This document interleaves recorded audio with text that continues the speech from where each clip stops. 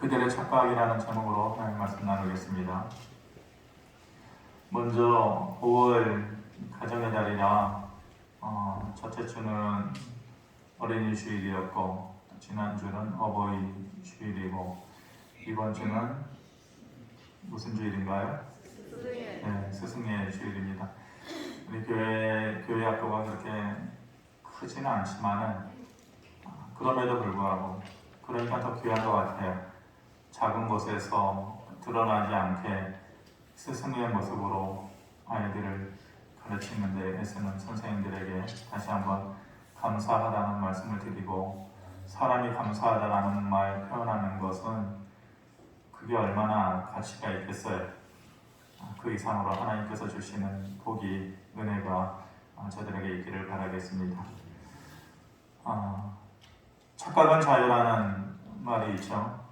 착각하는 것이야 얼마든지 할 수 있죠. 하지만 그 착각으로 인해서 돌아오는 쓴 열매는 결국은 자기 몫이에요. 자기가 감당을 해야 되는 것이죠. 운동선수들을 보면 승부에서 이기고 지는 것도 재미있지만 저는 이렇게 그 사람의 태도나 표정 이런 거를 보는 걸 좀 즐겨하는 편입니다. 여러분들 프로야구가 그 야구장에서 나와가지고 경기하는 선수들 보면은 참, 아니 저 돈 받고 저거밖에 못하나? 차라리 내가 가서 뛰기로만 더 잘하겠다. 그렇게 생각하시는 분들 많으시겠는데 그거를 착각이라고 합니다. 그 TV에 나와서 1군 무대에서 뛰는 선수들은 하늘의 별따기 정도의 어려운 확률을 뚫고서 그 자리에 있는 거예요. 전국에 있는 야구 선수들 고등학교 졸업하고 또 대학 졸업하고 실업팀에서 뛰다가 그 자리를 한번 들어가고 싶은데 그것도 못하고 2군 무대에서 10년, 20년 어쩌면 한 번도 1군 무대를 밟아보지도 못하고 그렇게 선수 생활을 마감하는 사람들이 참 많아요. 그러니까 그 1군 무대에서 뛰는 사람들은 얼마나 대단한 사람들이에요. 그런데 그 어렵고 대단한 자리를 쉽게 차지하는 사람들도 있어요. 각 고등학교만 졸업해서 졸업하자마자 1군 무대로 진출을 해가지고 이름을 날리는 선수들도 있어요.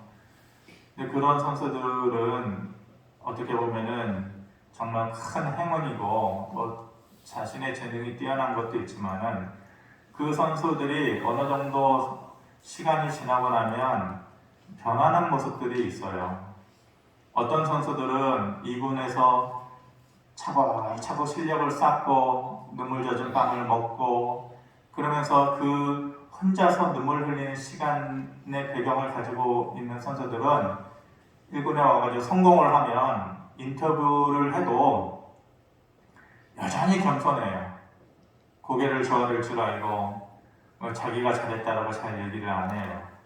그런데 하룻강아지 범 무서운지 모르는 초년생들 쉽게 그 자리에 물론 다 그런 건 아니겠지만은 그런 선수들은 좀 달라요. 인터뷰하는 것도 과감하기도 하지만은 그 과감함 뒤에는 교만함도 있는 거죠. 그래서 처음에 그 자리에 섰을 때는 집중을 하고 긴장을 하고 그런 모습이 눈에 보여요. 저럴 때가 다 있지. 처음 할 때는 누구나 다 그래. 그런데 그 선수가 어느 정도 지나고 나면은 힘이 들어가는 거죠. 힘이 들어가면서부터는 슬럼프에 끝나는 거예요. 그때부터는 원래의 실력을 발휘하기가 힘들어요. 왜 힘이 들어갈까요? 이제 내가 초년생의 시기 지나고 이제 어느 정도 내가 실력을 갖추었어. 그러다 보면은 집중하는 모습도 떨어지고 긴장하는 모습도 떨어지고 그러면 힘이 들어가다 보면 여지없이 슬럼프에 빠지는 거죠. 뭐 해서 그런 거예요? 착각해서 그런 거예요. 내가 원래 잘하는 사람이야. 다른 사람은 몰라도 이 자리에 살 만한 충분한 자격을 갖춘 사람이야. 착각해서 오는 거죠. 그 슬럼프를 빨리 깨닫고 탈출을 하면 다행인데 오랫동안 탈출 못하는 사람도 있어요. 끝내 유망주라는 이름만 달고서 선수 생활 마감하는 사람도 있어요. 그러니까 착각이 얼마나 위험스러운 거예요. 오늘 본문이 그런 착각에 대해서, 그들의 착각에 대해서 얘기를 합니다. 아모스 선지자, 북이스라엘을 대상으로 활동했던 딱 2명의 선지자예요. 둘 다 이름에 아자가 들어가죠. 쉽죠. 아모스, 호세야. 이 두 선지자가 북이스라엘을 대상으로 하나님의 심판의 메시지를 전했던 사람인데, 다윗과 솔로몬이 죽고 나서 통일 이스라엘 시대가 마감을 합니다. 그리고 931년에 BC 931년에 북이스라엘과 남유다로 나뉘어지게 되죠. 그렇게 시작된 북이스라엘의 초대 왕이 여로보암이라는 여로보암 1세 왕입니다. 그로부터 약 200년이라는 시간이 지난 시점이 오늘 배경이에요. 이때 북이스라엘의 왕의 이름이 공교롭게도 여로보암 2세예요. 그러니까 여로보암 2세 때는 북이스라엘의 역사 중에서 가장 힘이 있었을 때고 가장 부강했을 때예요. 외형적으로 보면 가장 번성했을 때인데, 외형적으로는 그런데 내면적으로 보면은 종교적인 부패와 도덕적인 타락이 가장 심각했을 때예요. 그래서 농부였었던 아모스가 그들의 모습을 보면서 하나님의 심판의 메시지를 들고 그들에게 목이 터져라 외칠 수밖에 없었던 거죠. 이 아모스 때의 시기가 오늘 우리가 살아가는 이 시기예요. 그때의 사람들이 우리예요.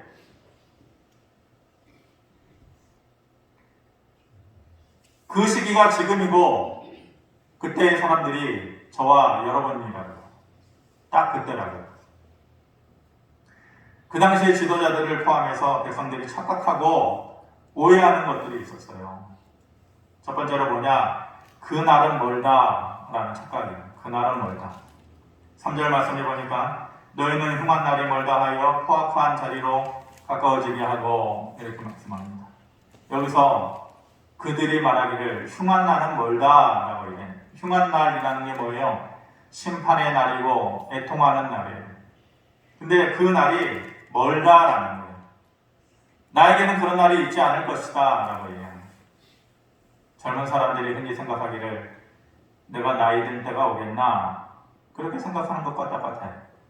내 건강이 무너질 때가 있겠나, 그런 날이 어느 순간 온다니까요.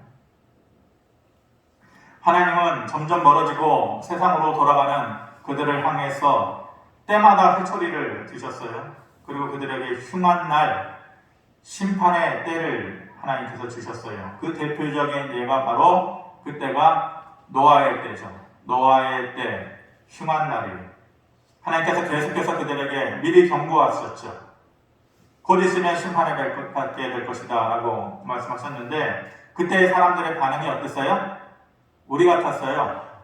무덤덤한 거죠. 하나님께서 흉한 날이 올 것이다 라고 얘기하는데 눈 감고 있는 거예요.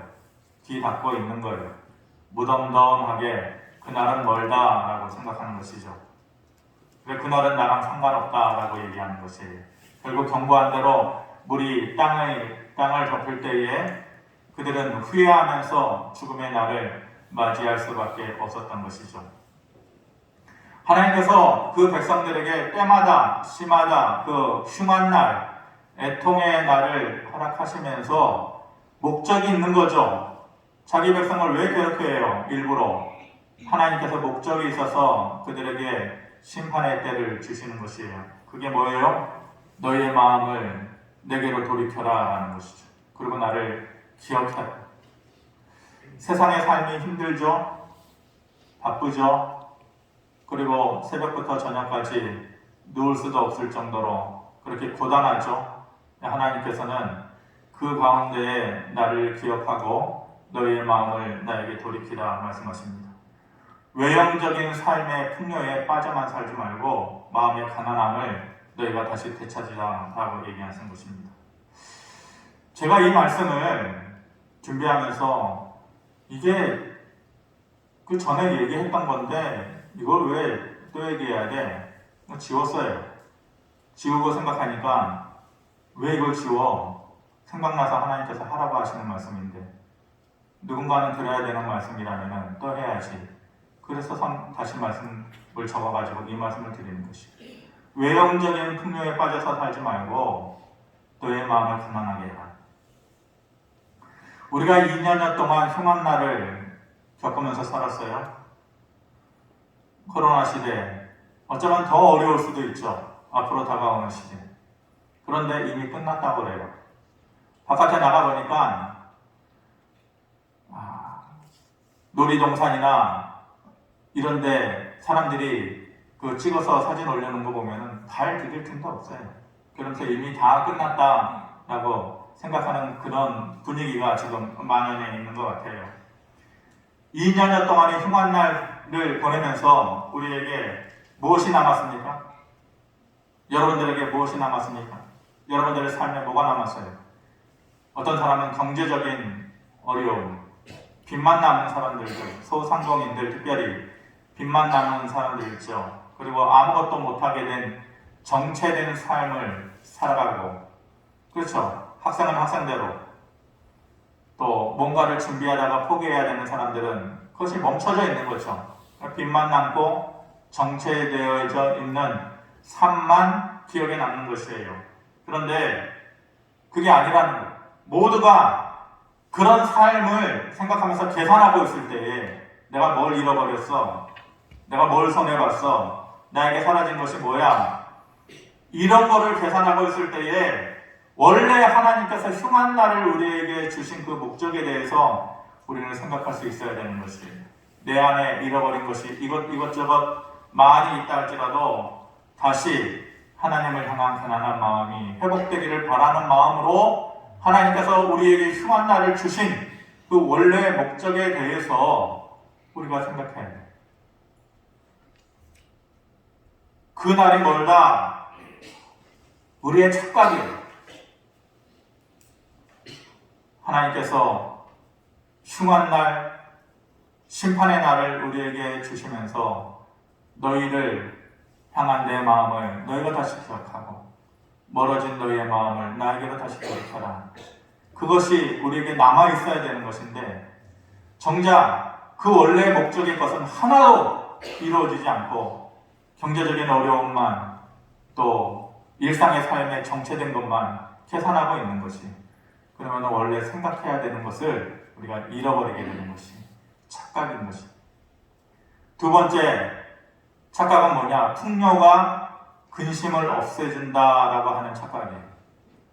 뭔가 많이 있으면은 그것으로 근심에서 자유로워질 수 있다라고 생각하는 착각이라는 것이죠. 6절 말씀 보면 대접으로 포도주를 마시며 귀한 기름을 몸에 바르면서 요셉의 환난에 대해서는 근심하지 아니하는 거다. 누가 그래요? 북이스라엘 사람들이 그랬다라는 것이죠. 그 사람들이 어떻게 생활했다라는 거예요? 대접으로 포도주를 마시고 귀한 기름을 몸에 바르면서. 근데 4절 5절에 이어져서 그들의 삶의 모습을 보면은 상하상에 누워서 기지개를 펴고 이래요. 상하상이라는 것이 최고의 고가의 그 침상이거든요. 왕들만 살 수 있는, 누울 수 있는. 그런데 상하상에 누워서 그들이 기지개를 피는 삶을 살고 비파 소리에 맞춰서 노래를 부르고, 이게 아니라 비파 소리에 맞춰서 노래를 지절거리고. 언어의 뉘앙스가 좀 다르죠. 그러니까 행복한 마음으로 하는 것이 아니라 상하상에 누워서 기지개를 펴고 대접에다가 포도주를 마시면서 노래를 지절거리고 그렇게 살아간다는, 이게 다 무슨 모습을 얘기하는 것이에요? 넘쳐나는 풍요의 모습에 대해서 얘기하고 있는 것이죠. 그러면서 이 모습에 빠져서 살면서 근심하지 않는 자로다 하는 것이죠. 그렇게 경고를 하고 있는 것이죠. 코로나 시대를 살면서 제 주변에서 오히려 잘된 사람들을 봐요. 그리고 가까운 곳에서도 그런 사람들을 보면서 칭찬해주고 싶고 또 격려해주고 싶고 또 하나님의 은혜로구나 라고 얘기해주고 싶은데, 전에는 보지 못했던 위험 요소들이 가끔씩 보여요. 안타까운 모습들이 있어요. 그 위험 표시가 뭐예요? 교만함이죠. 교만함. 전에는 없었는데. 사람들이 그런 것 같아요. 다 어려워요. 다 없어요. 그러면 특별히 드러낼 게 없는데 다 어려운데 자기만 사죠. 다 힘든데 자기만 잘 돼. 그러면은 드러나 보이지 않아요? 이렇게 두드러 보이잖아요. 근데 거기에서 착각에 빠지는 거예요. 거기에서 교만함에 빠지는 것이에요. 조심하시기 바랍니다. 다 어려울 때에 나만이 특별한 은혜를 받아서 풍요를 누리고 있다. 하나님 은혜 주신 거 아니에요? 여러분들이 특별한 재능이 있어가지고 그렇게 했다면 축하드립니다. 그런데 하나님께서 그 북이스라엘 사람들에게 얘기하기를 너희가 그 착각에 빠지지 말아라 라고 얘기하는 것은 풍요가 근심을 없애주지 못한다라는 것이. 제가 좀 예전부터 어른스러운 면이 있어서 한자를 가끔 보면서 옛날부터 마음에 담아뒀던 말이 있는데 소년등과 일분행이라는 말입니다. 소년등과 일분행. 이게 뭐냐? 송나라의 그 정이찬이라는 사람이 얘기한 건데 사람에게 세 가지 불행이 있다. 살면서 이런 것을 경험하면 이런 사람은 불행한 사람이다라는 것이에요. 근데 그 불행의 요소가 뭐냐? 젊은 나이에 과거에 급제한 사람. 첫 번째 불행이다. 젊은 나이에 과거에 급제했다. 20대 때에 외모고시, 사법고시에 합격했다. 대학교 2학년 때. 굉장한 거 아니에요? 근데 그 불행이다라는 거예요. 요즘으로 얘기하면 그거고 조선시대로 얘기하면 소년 등과죠. 관직에 올라가는 거죠. 과거 시험에 급제하는 거예요. 근데 불행이다라는 거예요. 두 번째는 부모가 힘이 있고 권세가 있고 돈이 있어가지고 좋은 벼슬을 얻게 되는 거. 그게 두 번째 불행이다라는 거예요. 이해되기가 어렵죠. 세 번째는 재능이 뛰어나고 글솜씨가 좋은 것. 이것이 세 번째 불행이다. 이 세 가지 면밀히 살펴보면 요즘 사람들이 제일 갖고 싶어 하는 거 아니에요? 제일 원하는 거 아니에요? 젊은 나이에 출세하는 거, 부모 힘입어서 좋은 자리 차지하고 벼슬 얻는 거, 그리고 재능이 뛰어나. 태어났을 때부터 기프티드, 얻고 태어나는 것이에요. 글솜씨가 좋은 거, 타고난 복을 받고 나는 거. 근데 이것이 불행이다라는 것이. 왜 불행이냐? 실패와 좌절을 이해하지 못하냐. 젊은 나이에 소년 등과 하는 거, 장원 긋지 않은 거, 좌절을 거듭하는 사람들을 이해하지 못하고 성공지향주의로만 살다가 결국은 실패하게 되기 때문에 이것이 불행이에요. 금수저로 태어난 사람들은 어려운 일이 있으면 자기 스스로 해결할 수 있는 능력이 없어요. 그러니 인생에 더 큰 망망대해에 수많은 경험들을 하면서 살아가야 되는 그 많은 시간들 동안 부모가 다 해줄 수 없어요. 어느 순간에는 자기 스스로 할 수 없는 것 때문에 무너지게 됩니다. 그것이 두 번째 불행이에요. 세 번째는 타고난 재능이 있는데 노력을 게을리하지 않아요. 이런 사람들은 필히 인생을 꽃 피우지 못하고 시드는 꽃과 같다라는 것이에요. 그래서 이것이 세 번째 불행이다라는. 세 가지 내용을 가만히 살펴보면 공통점이 있어요. 그 공통점이 뭐냐면은 풍요를 다스리지 못하는 병이에요. 자기가 남들보다 많이 가지고 있는 거 있잖아요. 더 얻고 사는 것이 있잖아요. 근데 그런 것들, 그 풍요를 다스리는 능력이 떨어지는 것이에요. 그 풍요를 다스리지 못하는 병에 걸려 있다는 것이에요. 그것이 돈이든 실력이든 지식이든 그렇다라는 것이죠. 그러면서 잃어버리게 돼요. 뭘 잃어버려요? 원래의 마음, 원래의 믿음, 이런 걸 잃어버려요. 풍요는 어느 정도 우리를 근심을 잊게 살게 해줄 수 있는 그러한 원천이 되어지죠. 그런데 그것을 다스리지 못하면 오히려 더 근심이 많아진다는 것이에요. 그러므로 풍요와 함께 원래의 마음과 믿음을 잘 간직하는 것. 누구라도 다 풍요를 구하시겠죠. 제가 만약 그럴 자신이 없으면 풍요를 구하지 마세요 라고 말한다면 아멘 하시겠어요? 그럴 사람 한 명도 없겠죠. 풍녀와 함께 원래의 마음과 믿음을 간직하면서 살아갈 수 있는 그게 유일한 답이에요. 마지막 세 번째로 내 힘으로 뿔을 얻었다라고 착각하는 것이에요. 한번 같이 읽어보겠습니다. 13절에 시작. 흠한 것을 기뻐하며 이르기를 우리는 우리의 힘으로 뿔들을 취하지 아니하였느냐 하는도다. 이 뿔이라고 하는 것은 힘과 능력을 상징하는 것인데 여기서 이 13절 앞에 허무한 것 그리고 뒤에 나오는 단어 뿔이라는 말이 이 단어가 묘하게 그 안에 숨겨진 다른 의미를 가지고 있어요. 그러니까 허무한 것은 히브리어로 로드바르라고 하는 어떤 지명을 얘기하는 것이에요. 그리고 뒤에 나오는 뿔이라는 것은 히브리 원어로 카르나임 혹은 가르나임이라고 하는 지명을 얘기해요.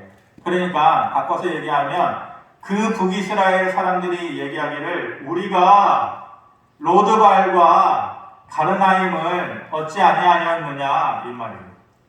우리의 힘으로 로드발과 가르나임을 얻지 아니하였느냐.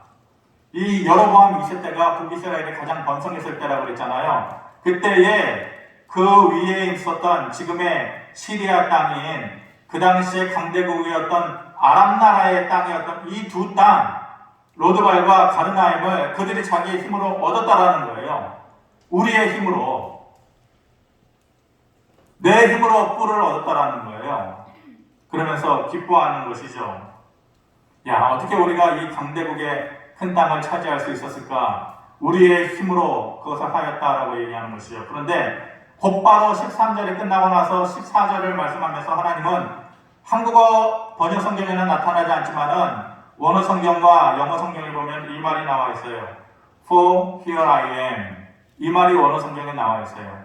뭐라고 얘기하면 내가 여기 있으니 그 사람들이 말하기를 우리의 힘으로 로드발과 가르나임을 얻지 아니하였느냐 라고 얘기가 끝나자마자 하나님께서 말씀하시기를 내가 여기 있으니 뭐예요? 들어라. 너희가 그렇게 얘기하느냐? 봐라. 정신 차리고 들어라. 뭐라고 얘기하는 거예요? 14절. 만군의 하나님 여호와의 말씀이니라. 이스라엘 족속아 내가 한 나라를 일으켜 너희를 치리니 그들이 하맛 어귀에서부터 아라바 시내까지 너희를 학대하리라 하셨느니라. 자, 설교가 마무리되어져 가니까 까먹어도 이것만은 기억을 했어요. 어떻게 설교 들을 때마다 그렇게 조세요. 이제 그만하세요. 네, 정신 차리시고. 그 사람들이 얘기하기를 봐라 우리의 힘으로 로드발과 가르나임을 얻었어. 그 얘기가 끝나자마자 하나님께서 내가 여기 있으니 잘 들어. 너희가 그렇게 두 개를 얻었어? 그렇지만 하맛 어귀에서 아라바 광야까지 내가 너희를 치리라. 하맛 어귀가 어디냐? 솔로몬 시대에 가장 부강했을 때의 이스라엘의 경계가 북으로는 하맛 어귀, 그리고 저 끝에 남으로는 아라바 광야까지, 애국강까지. 그러니까 그 이스라엘 전체 영역의 끝에서 끝까지 자기들은 뭐라 그런 거예요? 야, 우리의 힘으로 두 개를 얻었어 라고 얘기하는데 하나님은 그래? 너희가 너희 힘으로 두 개를 얻었다고 좋아하느냐? 끝에서 끝까지 너희의 전체를 내가 빼앗으리라 말씀하시는 것이. For here I am. 내가 여기 있으니 잘 들어라 이 말이에요. 새벽에 우리가 역대상 말씀 보고 있거든요. 역대상 17장에 보면 다윗이 온갖 고난, 어려운 시기를 다 거치고 나서 우여곡절 때 이제 왕으로 초대를 받고 다윗성으로 돌아와서 여호와의 법궤를 다윗성으로 들어오고 모든 것이 잘 되었을 때, 이때 되면은 뭘 해요? 사람들이 착각하잖아요. 힘이 들어가잖아요. 근데 다윗이 뭐라고 그러냐면은 17장 16절에 다윗 왕이 여호와 앞에 들어가 앉아서 이르되 법궤 앞에 앉아서 여호와 하나님이여 나는 누구오며 내 집은 무엇이기에 나에게 이에 이르게 하셨나이까. 조용히 자기 자신을 돌아보는 시간을 가지는 거죠. 조용히 자기의 된 일, 자기에게 하나님께서 하신 일을 조용히 돌아보는 거예요. 도대체 내가 누구이기에, 도대체 우리 집안이 누구이기에 하나님께서 이런 은혜를 베푸셨나이까. 그러면서 시편 73편 25절에 다시 고백이 그거예요. 하늘에서는 주 외에 누가 내게 있으리요, 땅에서는 주밖에 나의 사모할 자 없나이다. 저와 여러분들 혹시 착각하고 사는 건 아니겠죠? 저도 감투 같지 않은 감투 시간이 지나면서 하나씩 쓰다 보니 별것 아닌 것 같고,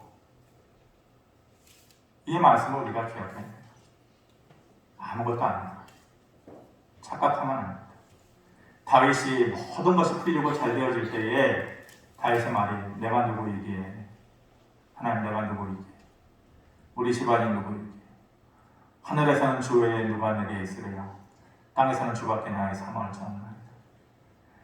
그래서 다윗이 대단한 거예요. 다윗이 저 밑바닥 인생에서 하늘 꼭대기까지 올라갈 수 있었던 이유, 이스라엘의 목자에서 가장 기억에 남는 왕의 이름으로 기억될 수 있었던 것, 이런 마음이 있었기 때문이에요. 다윗은 착각하지 않는 사람이에요. 저와 여러분들 혹시 착각하면서 사는 것 있다면 돌이킵시다. 그날은 멀다, 내게는 상관없다, 그렇게 생각하는 것 착각입니다. 풍요가 근심을 없애준다, 절대 착각입니다. 인생에는 두 가지 얻었다고 해서 모든 것을 얻게 되는 거 아니에요. 두 가지 얻어도 나머지 98개의 인생의 변수가 있어요. 하마더기에서 아라바 강야까지 그것을 하나님께서 우리에게 허락해 주셔야 우리의 삶이 지탱이 되는 거예요. 착각하면서 살지 말고 하나님 앞에서 더욱더 조용히 내 자신을 돌아보고 다윗과 같이 하늘에선 주 외에 누가 내게 있으며 고백할 수 있는 저와 여러분들 되기를 바랍니다. 고마우신 아버지 하나님, 우리가 누구이기에 하나님께서 우리를 여기까지 오게 하셨는지 그 삶을 다시 돌아보고 하나님의 손길을 다시 돌아볼 수 있게 하셔서 쓴 열매로 끝나는 착각에 머물지 않도록 하나님 우리를 깨워주시고 늘 새로이 은혜로 채워주시옵소서. 예수님의 이름으로 기도하옵나이다. 아멘. 준비하신 예물